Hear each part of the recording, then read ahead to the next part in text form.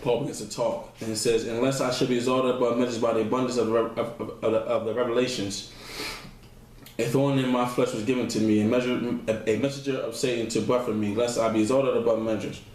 Concerning this thing, I plead with the Lord 3 times, and that it might depart from me. And he said to me, My grace is sufficient for you, for my strength is made perfect in weakness. Therefore, most gladly, I will rather boast in my infirmities, that the power of Christ may rest upon me. Therefore, I take pleasure in infirmities, and the reproaches, and needs, and persecutions, and distresses for Christ's sake.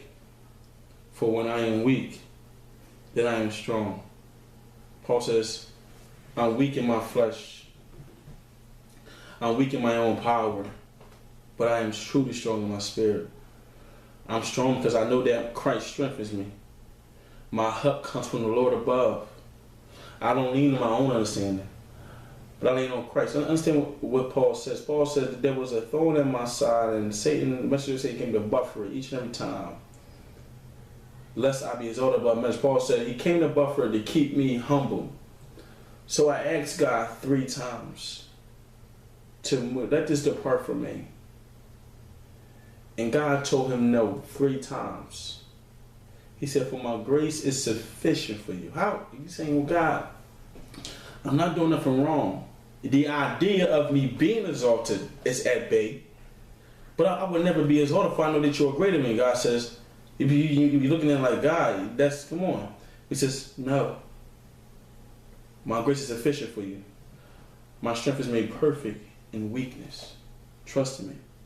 When I read this, God was showing me how Paul prayed for the hope that God would be courageous enough. That God would be courageous enough to remove such a thing from his side.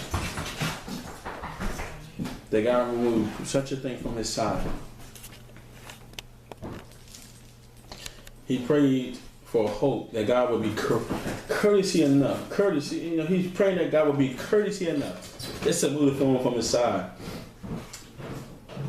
Paul even continued after God told him no. And as I was reading this, God showed me something. He said, "Paul, don't you remember Jesus and the wilderness of Gethsemane?" If you read in John, Jesus prayed the same prayer 3 times. "Lord, if it be another way, let it be. Remove this cup of suffering, pass by me." And God said, "No, for my grace is sufficient for you. For my strength is made perfect in weakness." God told his own son no. Christ was ready to leave. He wanted a different route. And God said no, for this is the right way. And Jesus says, "Not my will, that thy will be done." And as God began to come to the thing, now understand how this went down. I'm gonna give you this. When he gave me this, Paul states he was pleased with God's answer, and as God began to show me Jesus in a similar situation, he showed me Jesus walking with his disciples, and then he breaks it down. He puts the 9 here and says, "Stay here and watch." And he takes the 3 up a little bit closer, and he says, "Stay right here with me and pray with me, because I'm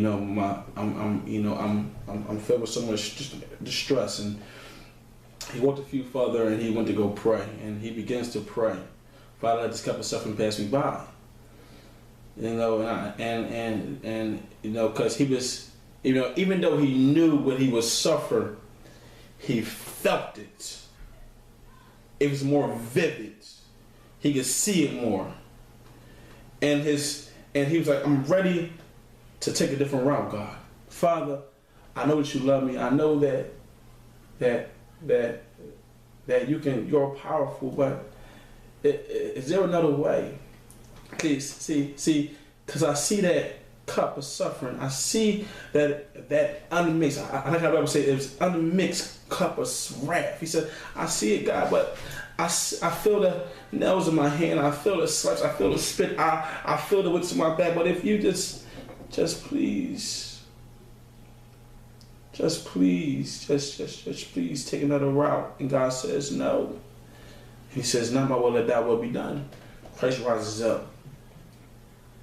And he goes out and he sees the disciples sleep. He says, "Peter, could you not pray with me for a little while? Pray with me 1 hour?" Now, as Jesus walks there, he sees this. He sees people. His 3 close confidants. He sees his 3 close homies. He sees 3 individuals. And in them 3, he saw all 7 billion of us. When he sees them, his mind was just running. See, Jesus?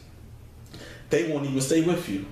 They can't even pray with you, knowing that you are feeling so much pain, so much agony. They won't stay with you. I know that when he walks back from them, Satan is following him, talking to him. See, Jesus?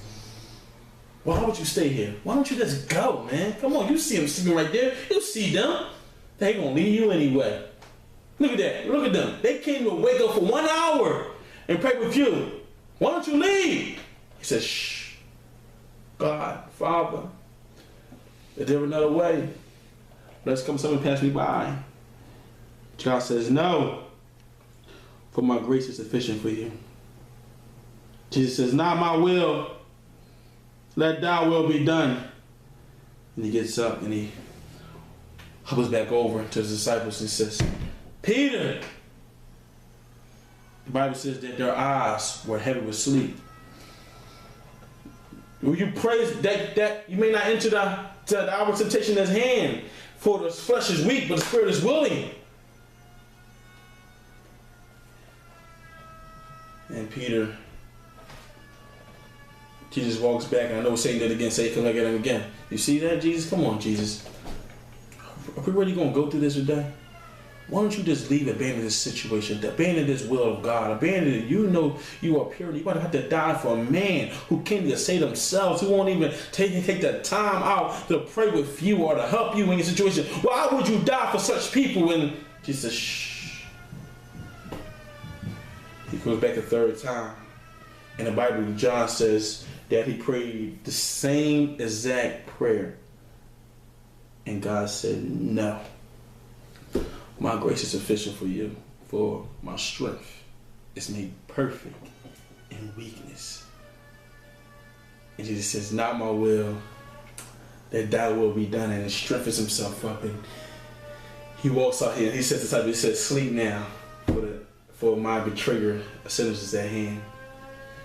Jesus wanted to go. He wanted to abandon such a project. But God kept asking him, would you stay?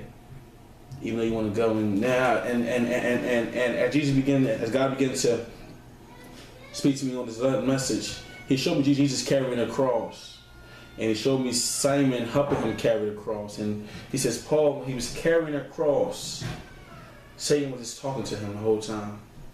Look at that. The same man you're about to die for. Look at, he's gonna rebel against you soon. Why don't you just let him carry his own burden? See, the cross was the burden of the world, the sins and the blood and all that. But when Simon comes to help him by command, he's showing that Satan was trying to get Christ's attention to say, look at that cross. It's their burden that you're carrying. It's not your burden. Why are you still staying